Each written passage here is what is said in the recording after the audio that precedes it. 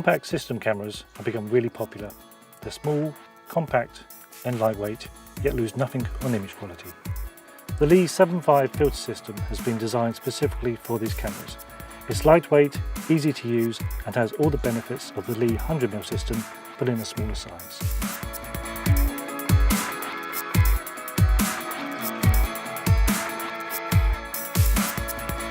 In this video, I'll be showing you how easy it is to use the 7.5 system in a busy city environment.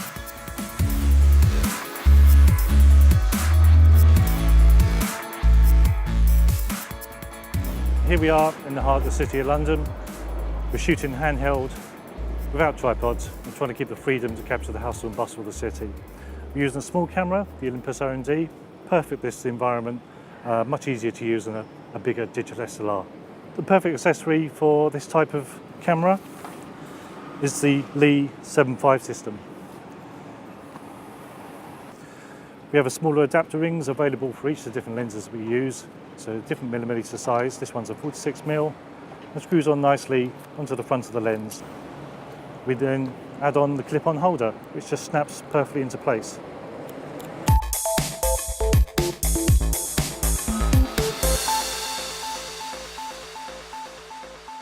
Okay, this first location is a brilliant urban scene. We've got loads of colour, we've got this bright yellow boarding with the lighting on it. It's going to make a great foreground, and we've got graffiti in the background with the interesting tube trains on top. So we're first going to do the shot without a filter, just see what the effect we get and how the range of contrast is. We're shooting on aperture priority, so we can choose the aperture, and I've got an aperture of about f8 to maximise depth of field. So what we're going to do, we've got the camera on matrix metering, and we're going to take a reading for the yellow background here, and then we can recompose the shot and see what we get. Now I can see from the LCD monitor that the sky is blown out and we've lost all detail in there because the contrast is just too much.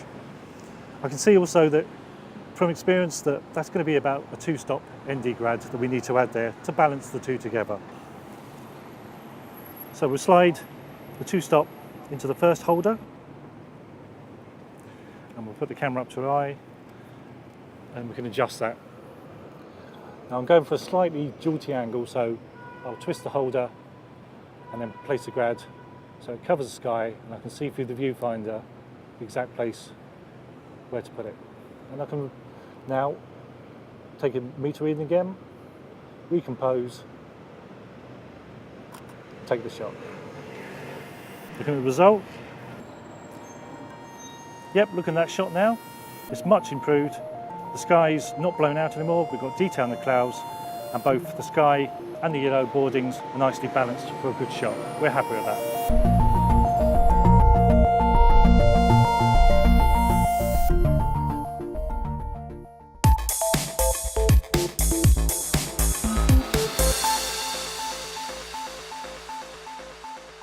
Okay, now we come to the other side of the tube trains. This is a favourite location of mine. We can see the tube trains directly on now, and we've also got some more writing and graffiti on the wall, which makes a great shot. So we'll take our first shot again without a filter and see what we get.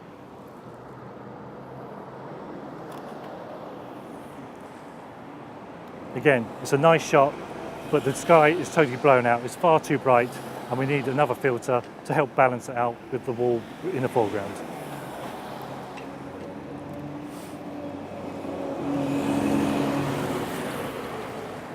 So what we're going to do, we're going to go for a 2-stop ND grad, hard grad, because there's not much poking into the sky and breaking the horizon. We'll place that in, and then take the shot again, adjusting the grad,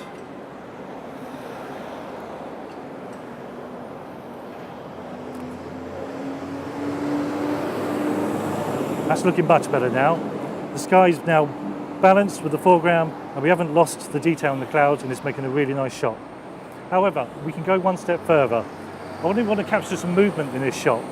So what we're going to do, we're going to add some traffic in. What we need, a nice colourful taxi passing, but to blur the traffic, we're going to have to add another filter.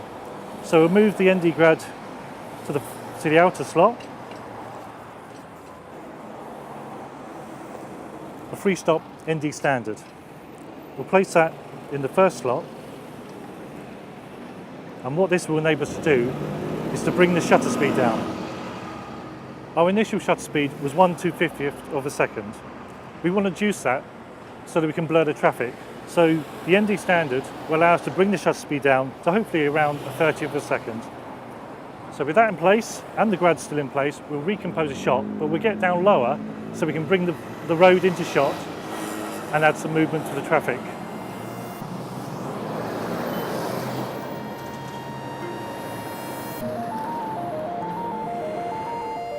Yes, that's much better. We get all the drama of the background and the tube trains, but now we've got the movement of the traffic into the shot, making a much more dynamic shot.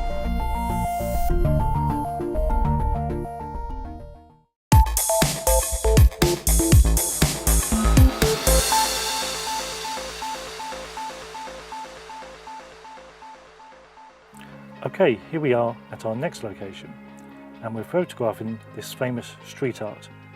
The trouble is here, the left-hand side of the frame is burning out because of the extra brightness. So to compensate for this, we're going to use a 0.6 ND soft grad on the left-hand side of the frame, positioned vertically in the holder. Now, as we see with the filter in place, we're retaining the detail in the sky and the building, and it's producing a much better shot. One thing I have noticed, however, is that we're still getting a lot of glare off the windows from the building on the left-hand side. This is reducing the contrast, and so we could use a polarizer here to cut out that glare.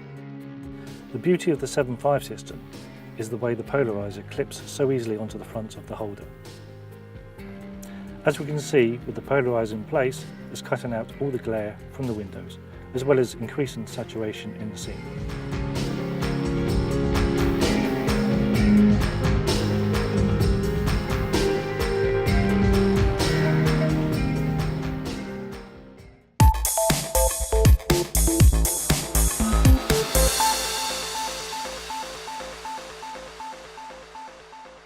The temptation is to go for the obvious view. However, I like to get off the beaten track, and some of my best shots have been taken on back streets away from the main drag. What I like about this scene is a mix of character, with the graffiti, the ornate lamppost, and if we time it correctly, a splash of colour and movement from the traffic at the end of the lane. As we can see in the initial shot, the sky again is burning out, so we need to add a 0.9 ND soft grad to add the detail back in.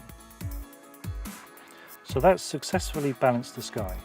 But what I'd like to do now is add movement and colour with a slow shutter speed and capture a passing red bus. By using a 0.9 ND standard, we can keep the same aperture yet slow the shutter speed down and create a nice blurred effect.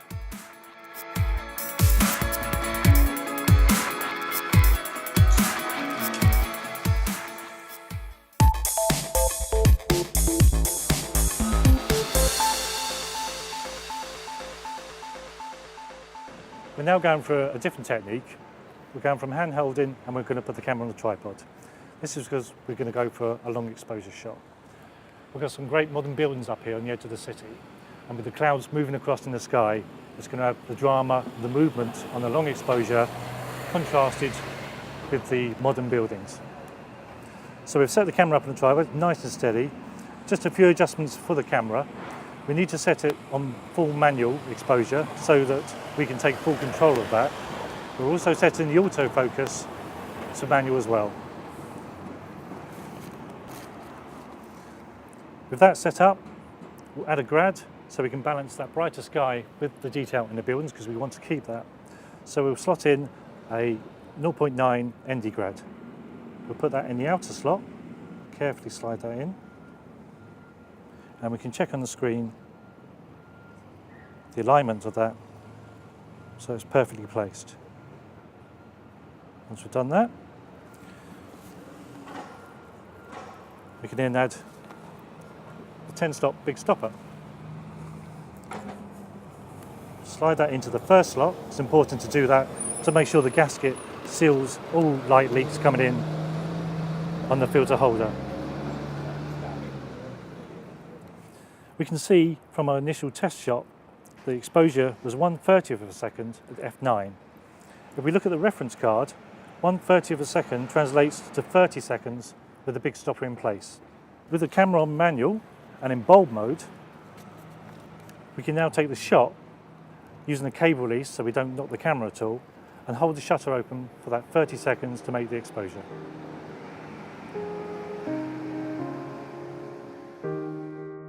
That's much better.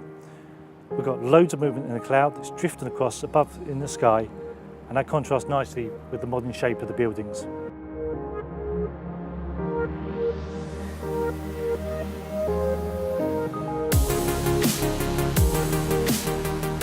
Shooting urban landscapes in this way with small cameras and a compact filter system gives a great deal of freedom and flexibility.